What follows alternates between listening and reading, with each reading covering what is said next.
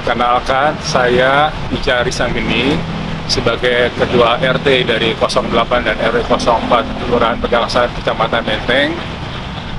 Perihal dengan kejadian yang kemarin, kami sudah dipertemukan oleh Bapak Kapolda maupun dengan aparatnya setempat, di mana kami ditemukan dengan daripada perwakilan daripada warga dari pihak yang telah meninggal dunia. Terutama juga kami mengucapkan sedalam-dalamnya turut berduka cita atas meninggalnya rekan kita atas kejadian yang kemarin. Dan saya berharap pun juga untuk semua warga yang berada di lokasi Matraman sekitarnya, mohon kita dapat menjaga kondusif daripada keamanan setempat dan tidak usah takut. Bagi warga-warga yang ingin berdagang, silahkan dilanjutkan saja. Kami sudah berdamai dengan pihak dari perwakilan dari pihak yang telah meninggal dunia dengan Bapak Damin. Silakan Pak Damin, ya, dilanjutkan. Banyak kami perlu menyampaikan bahwa pertama-tama tentunya kami dari keluarga korban yang meninggal dunia senama Paskalis, kami menyesalkan kejadian yang telah terjadi yang menimpa adik dan saudara kami. Meskipun demikian, saat ini kami menyerahkan seluruh proses hukum kepada aparat penegak hukum.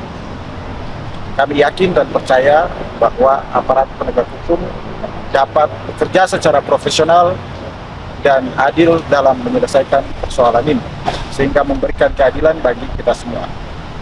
Yang kedua, kami menghimbau kepada semua keluarga yang ada di Indonesia Timur maupun semua keluarga yang dimanapun berada, mari kita kembali menjaga keamanan dan ketertiban.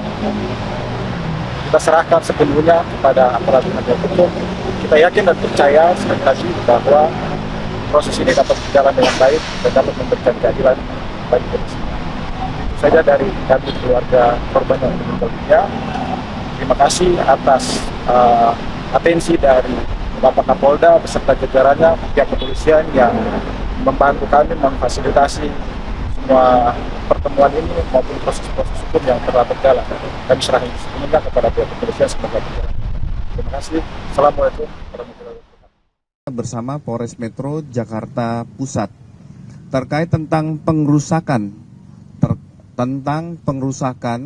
gerobak makanan pedagang. Ini sudah ditetapkan 3 orang tersangka. 4 orang tersangka terhadap pengrusakan gerobak warga. Ini juga dari keterangan 8 saksi, termasuk petunjuk dari CCTV dan alat-alat bukti lainnya. Selanjutnya tentang perkara yang kedua, terjadinya pengeroyokan mengakibatkan hilangnya nyawa orang lain. Ini sudah dilakukan pemeriksaan 8 saksi dan ditetapkan 3 orang tersangka. Saat ini sudah diamankan oleh Ditreskrim Polda Metro Jaya. Mari kita menghimbau bersama-sama bahwa penanganan perkara ini sudah disepakati oleh kedua belah pihak, warga masyarakat setempat dan kelompok pendatang, ditangani oleh Ditreskrim Polda Metro Jaya. Mari kita mendukung bersama-sama bahwa penanganan perkara ini akan secara profesional, transparan, dan akuntabel. Teman-teman akan kita beri ruang untuk selalu mendapat update tentang penanganan perkara ini. Kita kawal secara bersama-sama. Kami juga mengajak kepada seluruh masyarakat untuk tidak menyampaikan informasi yang bias, informasi yang menyejukkan, karena kedua belah pihak sudah menerima perkara ini dalam penanganan pihak kepolisian. Kita sama-sama melihat juga di lokasi ini kegiatan UMKM sudah berjalan dengan normal, aktivitas masyarakat berjalan dengan normal, masih tetap dilakukan pengamanan dari pihak Polda Metro Jaya termasuk dari Kodam Jaya. Kita mengapresiasi dari teman-teman TNI yang juga membantu dalam menjaga bekerja sama bersama Polda Metro Jaya dalam menjaga situasi Kamtipmas ini kembali kondusif. Mungkin itu ya. Pada rekan-rekan ada yang mau ditanyakan? Ya, untuk perkara pengrusakan, ini inisial GNA, AJL, FAM, dan ELL. Untuk perkara pengeroyokan itu ada 3, SK, AS, dan OR.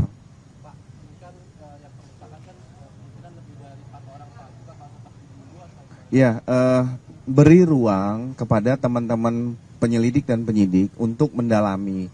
Karena kejadian kemarin jam 10, saat sekarang sudah sampai tadi malam sudah ditetapkan tersangka. Artinya perkara ini terus berjalan.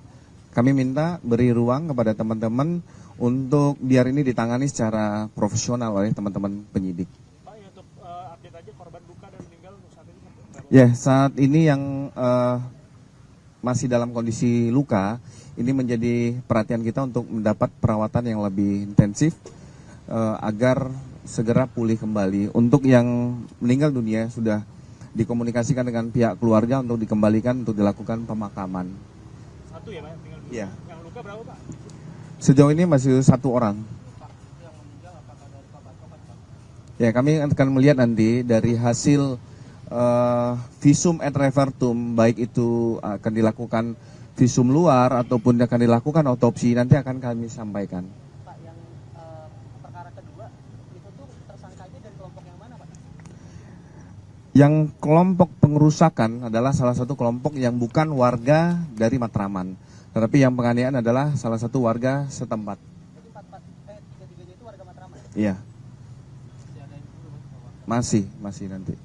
Itu ya, teman-teman. Pak, ini Pak, semalam ada di media sosial ada dugaan penyerangan terhadap Migacoan yang di sebelah itu, benar nggak sih Pak penyerangan? Ini masih kita dalami, kita juga makanya kita sama-sama mengajak warga masyarakat untuk memberikan informasi ini tidak sifatnya provokatif, tidak sifatnya menyesatkan. Dalam situasi seperti ini, kita sama-sama mengembalikan situasi itu dalam situasi aman dan kondusif, tidak menjadi pemecah belah di dalam hal ini. Nah, kita harus sama-sama bijak dalam menyampaikan informasi di tengah-tengah masyarakat. Jangan sampai ini menjadi pecah belah terhadap situasi terkini. Kita akan merayakan hari kemerdekaan RI, ini juga jangan ternodai dengan hal-hal yang negatif. Pak, selain Pak, Ya, ini masih kita lihat situasi terkini. Apabila memang situasi ini sudah dapat benar-benar dikendalikan, pasti personel juga akan mulai kita tarik, kita kendorkan. Ada pola-pola lain, cara-cara lain yang nanti akan kita berlakukan. Tapi ini adalah untuk memberikan rasa aman kepada warga masyarakat setempat bahwa tidak ada kejadian-kejadian susulan lainnya. Kalau untuk rekayasa lalu lintas kan sifatnya situasional, karena itu kalau kita melakukan rekayasa lalu lintas, kita juga harus memperhatikan saudara kita yang melakukan aktivitas di jalanan. Ini jangan sampai juga terganggu. Pak Budi, satu isu Itu ya. Pak, Yang isu ini clear ya?